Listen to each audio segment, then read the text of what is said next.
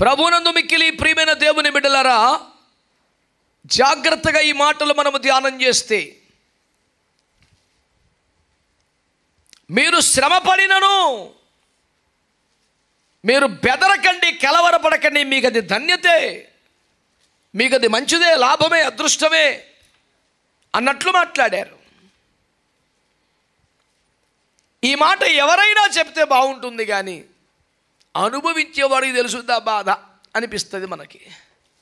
కానీ మాటలు రాసిన అపోస్తలులు వారు పడినన్ని బాధలు భూమి మీద ఇంకెవరు పడరేమో అనిపిస్తుంది. ఎంత దారుణంగా కొట్టబడేవారంటే, పేతురుని యోహాన్ని చెరసాలలో వేసి లోపలి గదిలో తీసుకెళ్ళి వారి బట్టలు లాగివేసి బెత్తములతో కొట్టి చుట్టూ 4 చతుష్టయముల సైనికులను పెట్టి ఒక నోటోరియస్ క్రిమినల్ ట్రీట్ చేసేవాళ్ళుగా అపోస్తలులు ట్రీట్ చేయటం. మొదటి కేసు ఏంటి? ఇలా మీద శృంగారమను దేవాలయం వద్ద పుట్టింది మొదలుకొని 40 ఏండ్ల వయసు వచ్చే వరకు కుంటివాడిగా పడి ఉన్నవనే యేసుక్రీస్తు నామములో బాగు చేయటం వచ్చింది తప్పు.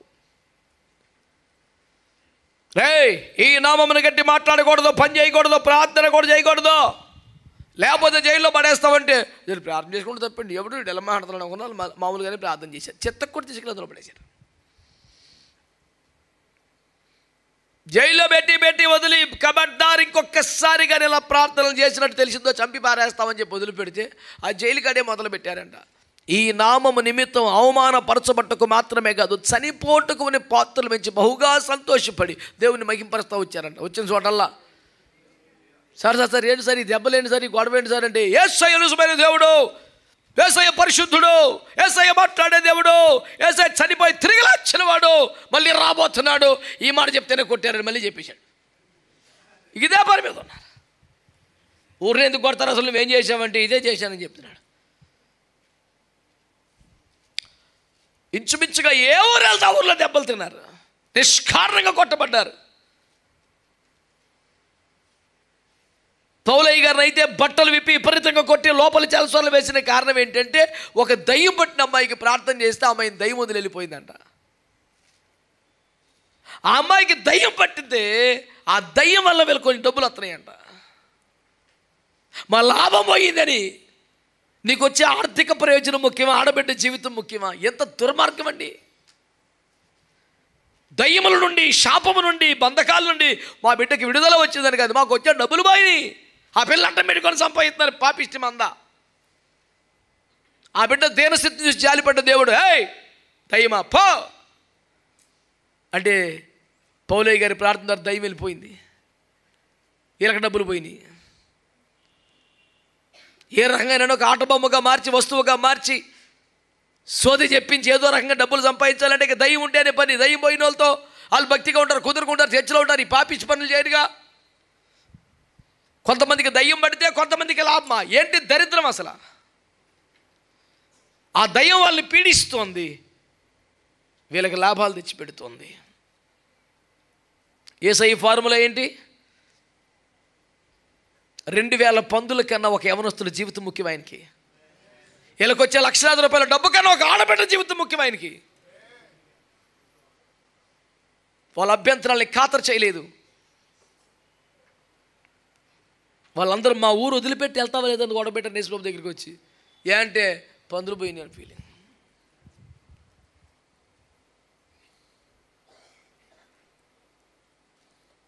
దేవుని బిడ్డలారా,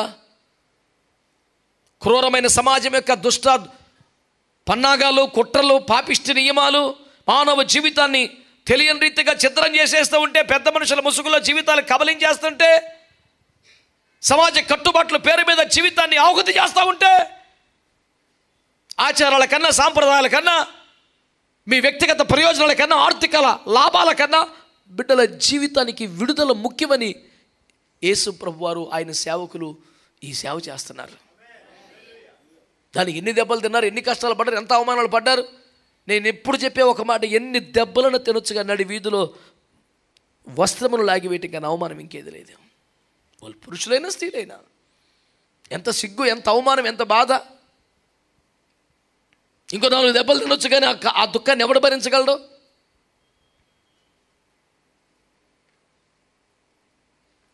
ఇన్ని బాధలు పడి కొంచెం కుదురుకుంటాండ్రా, భక్తి చేస్తే చేసుకోండి, కడుపులో చేసుకోండి, ప్రార్థన చేస్తే చేసుకోండి, తలుపులేసుకుని ఇంట్లో ఏడవండి, పద్దాక గోరబెట్టి సావబాకండి అని చెప్పాలి పెద్ద మనిషి అన్నవాడు. కానీ ఏం చెప్తున్నాడు? మీకు ఎవరికైనా ఈ రకమైన బాధలు వస్తే అది మంచి ధన్యత, కంటిన్యూ అయిపోండి. ఆ శ్రమలకు బెదరకండి, కలవరపడకండి, అది మీకు ధన్యతే, భాగ్యమే, ఎంజాయ్ చేయి. ఎన్నడూ శ్రమ పడనివాడు శ్రమ నొందుట మేలు అని చెబితే అది మనం తీసుకోలేం. కానీ అసలు ఇప్పుడు సుఖమే పడనోడు, రోజు కష్టాలే అన్నపానాలుగా బతికినోడు, మీరు కలవరపడకండి, బెదరకండి, అది మీకు ధన్యత అని చెప్తున్నట్టంటే మనం ఆలోచించొద్దా?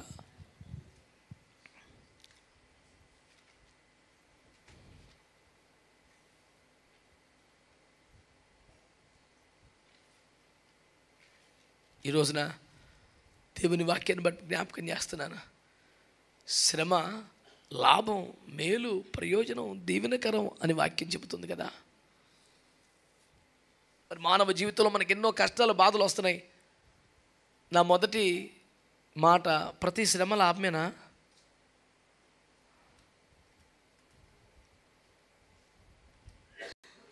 తమ కుటుంబం కోసం శ్రమ పడేవారు లేరా? తమ బిడ్డల భవిష్యత్తు కోసం శ్రమ పడేవారు లేరా? చేసిన పాపిష్టి పనులకు అనుభవిస్తున్న వాళ్ళు లేడా? అనవసరంగా పరుల జోలికి వెళ్ళి తనులు తిన్నవాళ్ళు లేడా? తనకు పట్టని జగడంకు వెళ్ళి దెబ్బలు తిని వచ్చిన వాళ్ళు లేడా? ఇప్పుడు శ్రమ ఏ రూట్లో వచ్చిన శ్రమ లాభం కాబట్టి ఈ శ్రమను బట్టి దేవునికి స్తోత్రములు చెల్లి. ఆ శ్రమలో బుద్ధి వస్తే నీకన్నా ఎక్కువ మేమే చెప్తాం స్తోత్రం. ఏముంది? పేర్లు అడ్రస్లు చెప్పరు, కానీ ఒక భక్తుడు ఓ కోటానికి వెళ్ళి తప్పుడు పని చేస్తే రెడ్ హ్యాండెడ్గా దొరికితే వాళ్ళు ఒక రౌండ్ వేసి పోలీసు వాళ్ళకి ఇస్తే పోలీసు వాళ్ళు దేవునికి స్తోత్రం అస్సలు పొట్టు కింద కొట్టి పారేశారు. అతనికి మెయిల్ ఏమంటుందని బెయిల్ ఇచ్చి బయట తీసుకొస్తే ఇటు ఒకడు పెట్టుకుంటే ఇటు ఏలబడుతున్నాడు మనిషి, కాళ్ళు నిలబట్ల రాసుకుంటూ వస్తున్నాడు, ఓ శవాన్ని తీసుకొచ్చినట్టే. అంతగా కోటింగ్ ఇచ్చారంట.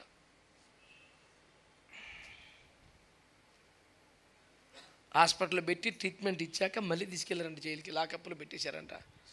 అందులో కూర్చొని నాకు బుద్ధి వచ్చింది ప్రభా, తప్పు అయిపోయింది ప్రభా, క్షమించు ప్రభా, ఇక మీద బుద్ధి కలిగి ఉంటాను ప్రభా అని రాయాలి కదా పాట. తోడు లేని మోడునయ్యాను ప్రభా, నువ్వు నాకు ఏదోటి చేయి తోడు. అప్పట్లో చాలా కాలంలో ఒక 20 సంవత్సరాలు అవుతుంది, నన్ను పరామర్శ తీసుకెళ్ళారు. నాకు ఫుల్ బీపీ వచ్చేసింది ఆ పాట చూసి. అన్న దేవుడు గత రాత్రి ఇచ్చిన పాట అన్న అంటే, మంచి బీపీ వచ్చేసి నీకు తోడులో పాట వింటారా, ఈ లాఠీలన్నీ నీయేగా, ఈ లాఠీలన్నీ నీయే కదా నాన్న, అవి నీకు దూరంగా కూడా ఉంచడం, బాగా దగ్గరగా నీ ఒంటి మీద ఉంచుతారు, ధైర్యంగా ఉండు అంటే నువ్వు ఆదరణతోకి వచ్చావా, నన్ను గాయపడతాకు వచ్చావా అన్న. మారు మనసు పొందితే ఆదరణ, మారు మనసు పొందకపోతే వచ్చేదాకా మళ్ళీ ఆదరువే. స్తోత్రం.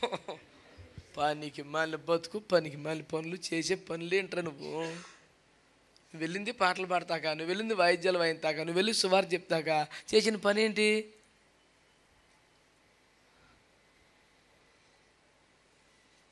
మూర్ఖుడు మూర్ఖత్వం అంట రోట్లేసి దంచిన పోదంటే ఎంత బీపీ వస్తే మాట రాసి ఉంటాడండి. అసలు చూసి తీర్పులు చెప్పి ట్రీట్మెంట్లు ఇచ్చి ఒక రాజుకు ఒక రేంజ్లో అన్ని రకాలు చేసి కూడా సెట్ అవ్వకపోతే వీడి మూర్ఖత్వం రోట్లేసి దంచిన పోదని రాశాడు ఆ పెద్ద మనిషి. అది ప్లెయిన్గా ఒక సాయం సంధ్యావేళ చల్లని గాలి వీస్తుండగా ఆరుబెట్టి కూర్చొని రాసిన కవిత కాదు. తీర్పులు తీర్చి ఇలాంటి కేసులు సెట్ చేసి బీపీ వచ్చేసి రాసిన మొక్కది. మూర్ఖుడు మూర్ఖత్వం రోట్లేసి దంచిన పోతనని రాశాడంటే, ఓ ప్రశాంత వదనముతో హాయిగా చల్లగాలులు పీల్చుకుంటూ రాసినటువంటి గోదావరి ఇసుక తీరుల మీద రాసిన గీతం కాదు. ఫుల్ ఫ్రస్ట్రేషన్లో మెంటలు వచ్చేసి రేవెట్టేసి వీడికి ఇన్ని కొట్టినా మాట్లాడారు. వీడు కుక్కతో వంకరలాగా తయారయ్యి పనికి మళ్ళీ బతుకని రాసిన ముచ్చట. కనుక పనికి మాలిన పనులు చేసి దెబ్బలు తిని, తప్పుడు పనులు చేసి దెబ్బలు తిని, చెత్త పనులు చేసి దెబ్బలు తిని, మరి శ్రమ నుండి నాకు మేలాయను. ఇప్పటికైనా వాగుడు తగ్గి మారితే బతుకు మేలవును ఖచ్చితంగా. అంచేత మీరు అందరూ ఇప్పుడు అవును ఆమెను అనలేని స్టేట్మెంట్లు ఇవన్నీను పర్లేదు, మీరు అందరూ వింటున్నారు కాబట్టి దేవునికి స్తోత్రం. ప్రతిసారి కూడా మీరు ఆమెను అనాలని కోరుకొని కొన్ని పర్సనల్వి ఉంటాయి, కొన్ని మనకు సంబంధం లేనివి ఉంటాయి. అన్నిటికీ ఆడబలుగుతాం. దేవునికి స్తోత్రం. హల్లెలూయా. పాటలు కూడా అన్నీ యూనివర్సల్గా కొన్ని ఉంటాయి, కొన్ని పర్సనల్గా కొన్ని ఉంటాయి. రాజాబాయి గారి పాట కొన్ని వేల మందిని ఎంతో కదిలించినటువంటి పరదేశీ, కోట్ల రూపాయల పాట, మామూలు పాట కాదు. ఎన్నో వేల మంది జీవితాలను ప్రభావితం చేస్తుంది. ఆ గీతంలో ఒక చరణం ఉంటుంది, కట్టుకున్న భార్య నీపై కుప్ప. ఆ చరణం మా నాన్నగారు పాడిని చూడు కాదు. డేయ్ మీకు ఎందుకు రా చరణం, ఏ రక్తం ఏం చేయి. కొన్ని పర్సనల్ ఉంటాయి, నీకు ఎందుకురా వదిలే, ఇంకో చరణం పాడిన వాడు. ఆ తర్వాత ఓహో నిజమే, కరెక్టే, అసలు ఇది మనకి ఎక్కడ కరెక్ట్ అవ్వట్లేదు. దేవుని స్తోత్రం. అంటే ఎదుటివారి కోసం వినేవారిలో ఎవరైనా ఆ పరిస్థితి ఉంటే వారికి ఉపయోగకరంగా ఉంటుందని దైవజనుడి యొక్క భావం, ఉద్దేశం. కుటుంబ ప్రార్థనలు పాడుతుంటే మా వాడికి ఎందుకురా మమ్మీ అలాంటిది కాదు, మీరు నన్ను మంచిగా సంతోషంగా ఉండండి, ఈ టెన్షన్లు మనకేమి లేవు. దేవునికి స్తోత్రం చెప్పండి. హల్లెలూయా, హల్లెలూయా. కనుక దేవుని వాక్యాన్ని మీరు అన్వయించుకుంటున్నప్పుడు అర్థం చేసుకునే బిడ్డలారా, ఈ శ్రమ మీకు కలిగినప్పుడు, ఈ బాధలు మీకు కలిగినప్పుడు మీరు సంతోషించండి, అదరకండి, బెదరకండి, ధన్యతే అన్నాడు కదా. ఏ శ్రమ లాభం, అన్ని లాభమేనా?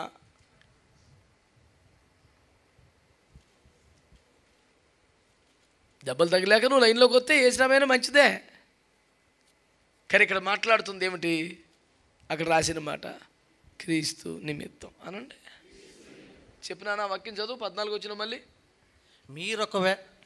మీరొకవేళ నీతి నిమిత్తము శ్రమ పడినను. చెప్పండి, దేని నిమిత్తం? నువ్వు చేసిన పనులకి దెబ్బలు తింటే ఇక అందులో ఆనందపట్టాకేముంది? నువ్వు నీతిగా ఉన్నందుకే, కరెక్ట్గా ఉన్నందుకే, ఆడు చెప్పిన తప్పుడు పని చేయనందుకే, పాపానికి ఒప్పుకోనందుకే, నీతిగా బతికినందుకే, నీ ఒక్కడ పుణ్యం అందరం దొరికిపోయావు, నువ్వు కూడా ఒప్పేసుకోండి నేను గెలవను అందులో అన్నందుకే. డిపార్ట్మెంట్లో తలా పాపం తలా పిడికెడు మొత్తం జాయిన్ అయిపోయింది బ్యాచ్. నువ్వు ఒక నాకు వద్దాను నీ వల్ల మేము.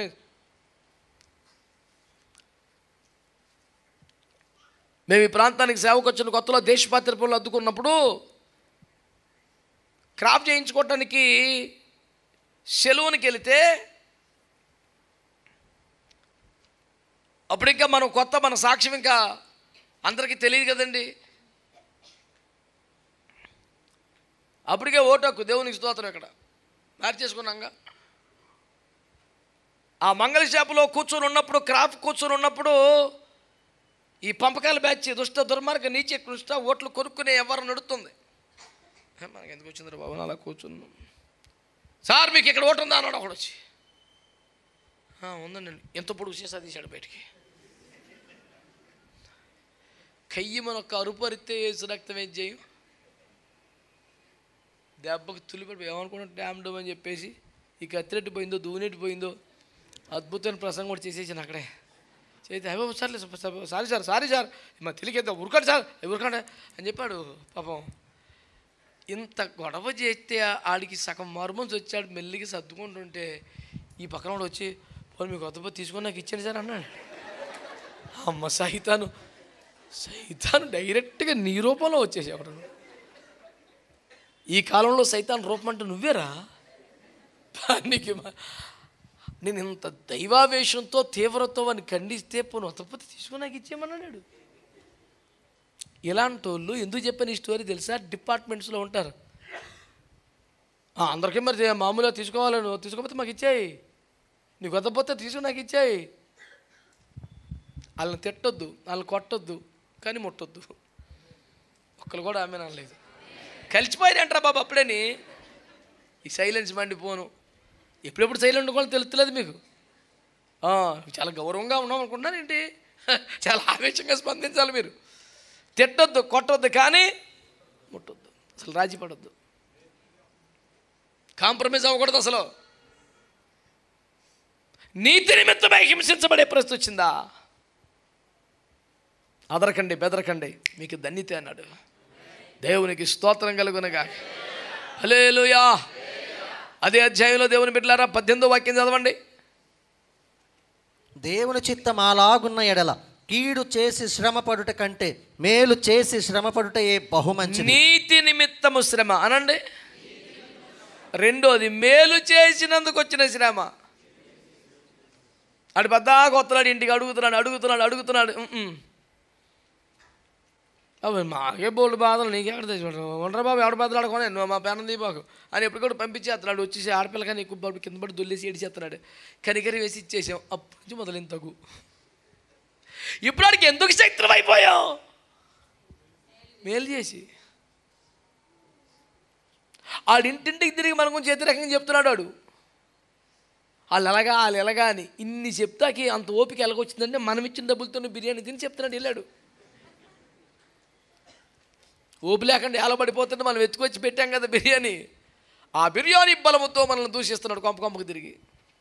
ఆడికి డబ్బులు నాకు లేని పని సౌకర్యత్నం నేను చేయను, నా వల్ల కాదు, ఎలా బాబు నా బాధలు నాకు బోళ్ళు ఉన్నాయి, నా బతుకునే శుభ్రంగా కుటుంబాన్ని న్యాయం చేసుకుంటే చాలు, ఊరంతా కదా అని పంపించేసామనుకో, ఆ రోజుతో యేసు రక్తం ఏం చేయం. కానీ మన దేవుని ప్రేమ కదండి.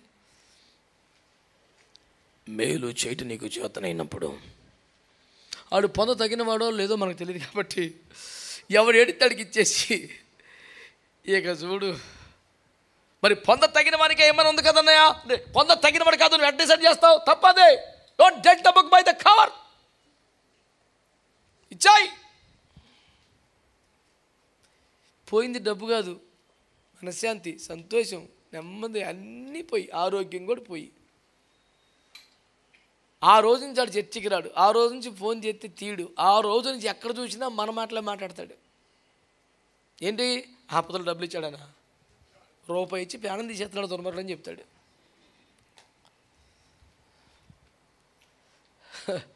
చెప్పండి ఇప్పుడు, కీడు చేసి శ్రమపడటం కంటే మేలు చేసి శ్రమపడటం మంచిది కదా అన్నాడు. నేను అనేది ఏంటంటే మరి దేవుని బిడ్డలకు ఎన్నో శ్రమలు వస్తూ ఉంటాయండి. శ్రమలు బట్టి దేవుని స్తుతించాలి. శ్రమలు మనకి ఎంతో ఆశీర్వాదకరమని ఓవరాల్గా కొట్టుకెళ్ళిపోతుంది కదా. ఏ శ్రమ నీకు లాభం, ఏ శ్రమ నీకు ఆశీర్వాదం, ఏ శ్రమ నీకు దీవెన, ప్రతి శ్రమ కుదరదు. నువ్వు కరెక్ట్గా ఉండి నీతిగా ఉండి శ్రమ వస్తే ఓకే, నువ్వు మేలు చేసినందుకు శ్రమ వచ్చింది ఇంకా బేపచ్చాను ఓకే. 2వ అధ్యాయం 19వ వాక్యంలో మాట ఉంది చదవండి. ఏ 2వ అధ్యాయం? అది మరి ఎవడైనను అన్యాయముగా శ్రమ పొందుచు దేవుని గూర్చిన మనస్సాక్షి కలిగి దుఃఖము సహించిన ఎడల అది హితమగును.